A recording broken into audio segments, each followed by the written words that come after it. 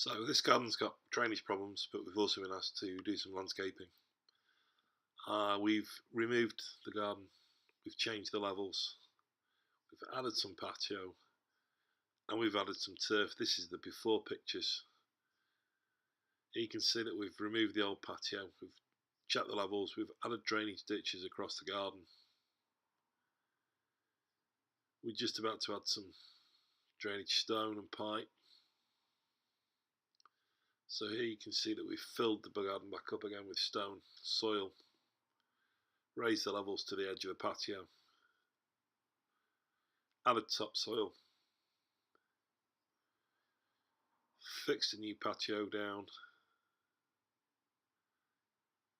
and then returfed the garden.